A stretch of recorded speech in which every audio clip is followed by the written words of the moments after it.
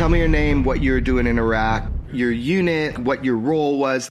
Matt Davis, United States Marine Corps. The unit was 1st Light Armored Reconnaissance Battalion. I was a scout with that unit. We're doing anti-terrorism, just operations in Iraq.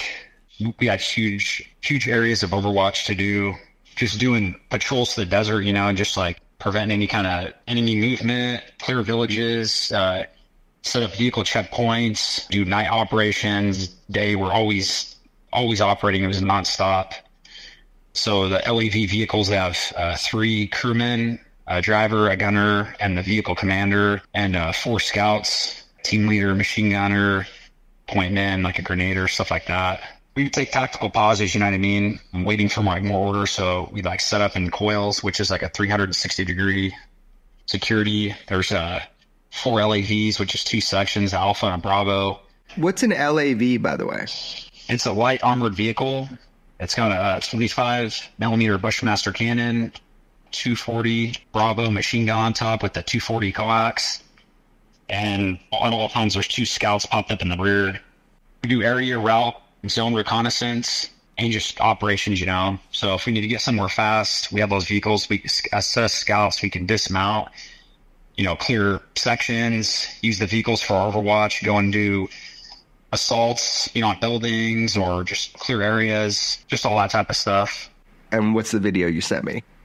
So me taking myself back this particular evening, maybe 100 miles from the Syrian border, we set up a coil, which is a 360-degree security. And basically I was looking at the thermals and the gunner's seat. You know, I'm just doing my observation in the desert, you know, just kind of scanning back and forth, making sure nobody's going to sneak up on us. I can pop up for a minute out of the turret, come back down and look to these thermals. I remember seeing something. I didn't laze it to see the exact how many meters it was away, but to me observing it, I'm going to say it's probably about 200 meters. I kind of seen something raise up, an object kind of come off the floor from that distance. And I was like, well, what is that? You know, I was talking to myself, and I would probably say it went about 25 meters off the ground. And I seen it sway to the left, stop, and then sway back to the right. Maybe within like from that center point that it raised up to that 25 meters, 20 meters, it swayed about 30 to 50 meters to the left. And then coming back to that center point it originally raised up from, it went another 30 to the right and came back and started elevating upward. And I was like, this is weird. What the hell is this? I grabbed my camera. I had a little black Pelican case, popped it open, and it started filming. So I was looking through my camera screen and seen it raise up and keep continually raising. And on that thermal with the reticle, there's a little center dot, which is like your center visual.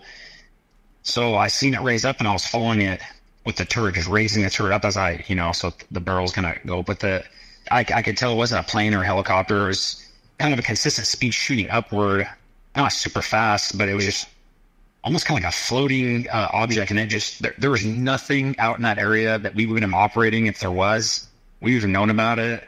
Definitely the enemy didn't have any kind of helicopters or anything, or any helos or aircrafts.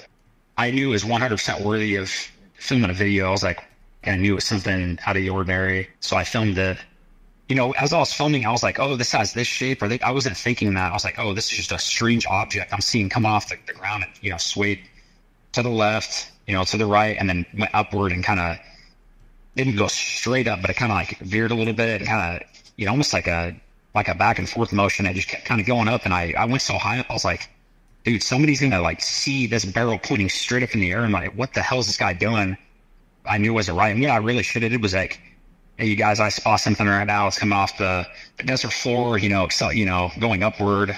And I wish I continued to film it. To be honest, Jeremy, I wish I kept going, but I was like, man, I gotta stop. You look at this thing, it doesn't have rotors, it doesn't have a tail, it's symmetrical looking, it doesn't have rotor wash.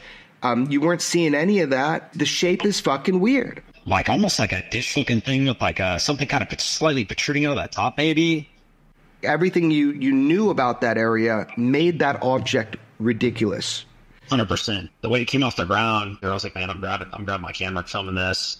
When you see it go up and you stop filming, did it just continue going up, or did you see what happened after you stopped aiming the barrel at it, or are you just like, I gotta stop?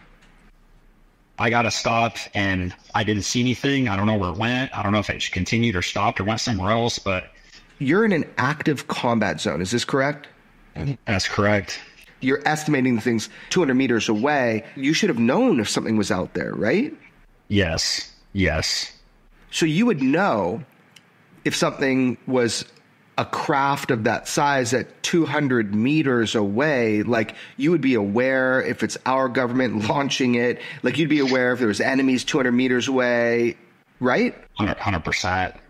I'm on watch. You know, I'm a scout. I'm using that as like a giant scope to like catch everything.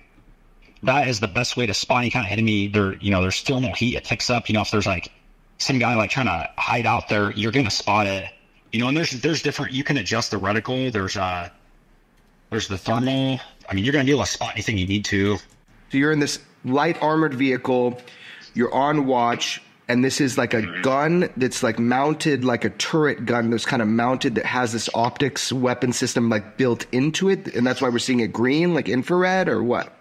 Correct. And if you were kind of like the main operator of that, you could have switched through all the different modes. That's not really your job, but you were kind of like, hey, what the fuck? And you're looking out. Yep. So was it like much clearer when you're looking at it through the weapon system? Like, could you see the edges of the object you're seeing more clearly, or is it basically what we're seeing there? A little bit clearer. I was kind of shaky with it. I was trying my best to hold it steady because the turret was like in a manual mode where you have to like turn the turret by turning these like almost like wheels inside. You're using what we see as like a, normal people we see, oh, it's like a green screen, but that's infrared, right? So that's a form of amplified light.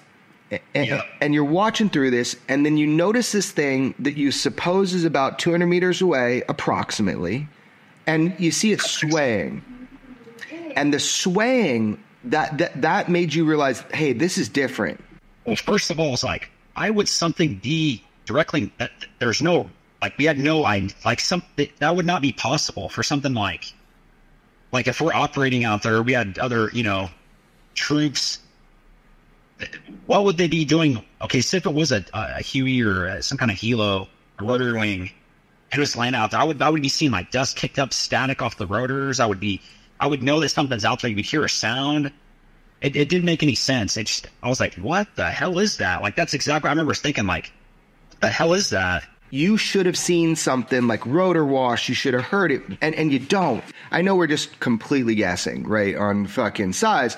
If you had to estimate about the size. Like, it was, I would say it was kind of a large thing, whatever it was, like kind of a larger, but not massive, like, I'll say 25 feet, like across, I don't know, that's a guess, maybe from the top to the bottom, maybe 15 feet, something like that. What's so interesting to me, though, is the shape. It looks eerily like the Gimbal UFO that has been all over the news. I've seen those videos, and that looks pretty similar. Wow. Yeah, man, if you put them like side by side, it's eerie. What I'm wondering is, I know that the footage of the Gimbal was a thermal camera. It was a FLIR pod, forward-looking infrared, which is more of a authentic thermal signature, where the green infrared is photons of light. So you kind of see the shape in the green, because with the thermal, it could have like an exhaust jet, and that exhaust. Yeah. So I'm looking back at your green video, and I'm thinking the shape you see is probably the shape of the object. Do you agree with that? Is that accurate? Am I missing something? I would have to agree with what you just said. I mean, I kind of wish I could have changed like to a thermal and like switch back, and I can't 100% confirm what that thing was, but I just know I knew it wasn't something normal. That's what made me, I was like, dude, what is this thing? I grabbed it and I was like, man, I got to film this. And it never happened in between then or after. I believe that it was like some kind of craft. I'll just word it like that. I don't even know how else to say it. It's something different, that's for sure.